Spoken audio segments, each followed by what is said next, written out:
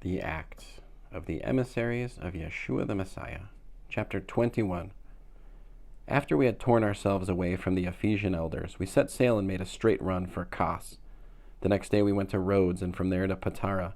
On finding a ship that was crossing over to Phoenicia, we embarked and set sail. After sighting Cyprus, we passed it on the left, sailed to Syria, and landed at Zor, because that was where the ship was unloading its cargo. Having searched out the Talmudim there, we remained for a week.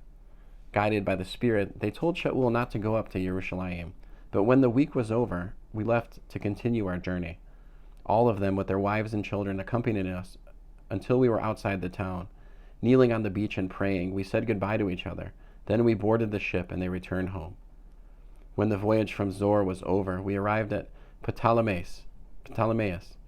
There we greeted the brothers and stayed with them overnight.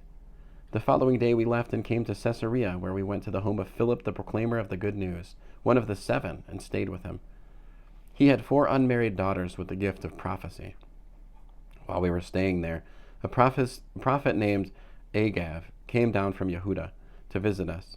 He took Shaul's belt, tied it up in his own hands and feet, and said, "This is what the Ruach HaKodesh says.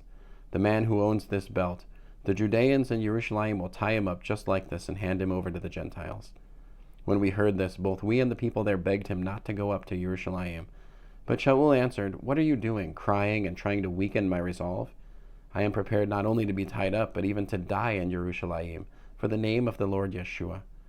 And when he would not be convinced, we said, "May the Lord's will be done," and kept quiet.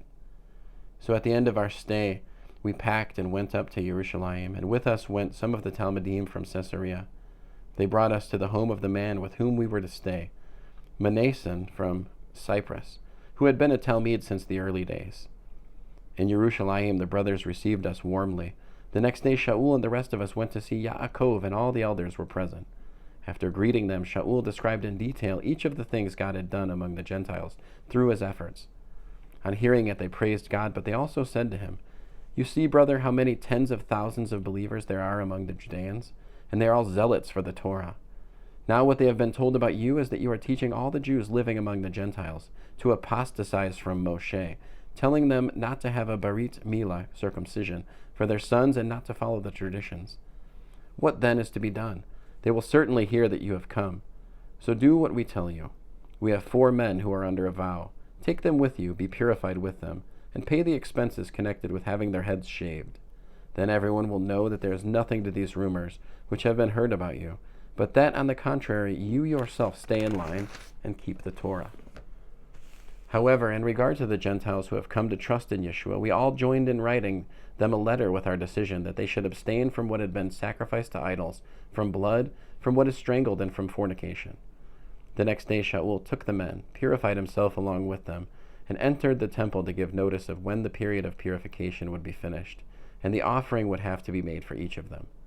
The 7 days were almost up when some unbelieving Jews from the province of Asia saw him in the temple, stirred up all the crowd, and grabbed him. "Men of Israel, help!" they shouted. "This is the man who goes everywhere teaching everyone things against the people, against the Torah, and against this place. And now he has even brought some Gentiles into the temple and defiled this holy place." They had previously seen Trophimus from Ephesus in the city with him, and assumed that Shaul had brought him into the temple. The whole city was aroused, and people came running from all over. They seized Shaul and dragged him out of the temple, and at once the gates were shut. But while they were attempting to kill him, word reached the commander of the Roman battalion that all Jerusalem was in turmoil. Immediately he took officers and soldiers and charged down upon them. As soon as they saw the commander, they quit beating Shaul.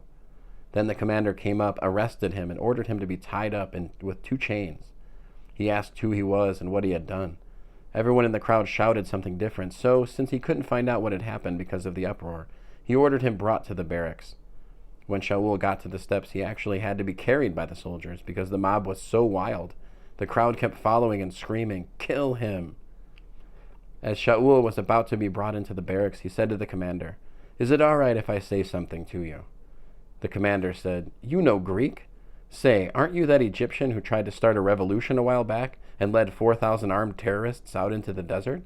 Shaul said, "I am a Jew from Tarsus in Cilicia, a citizen of an important city, and I ask your permission to let me speak to the people." Having received permission, Shaul stood on the steps and motioned with his hand to the people. When they finally became still, he addressed them in Hebrew. End of Acts, chapter 21.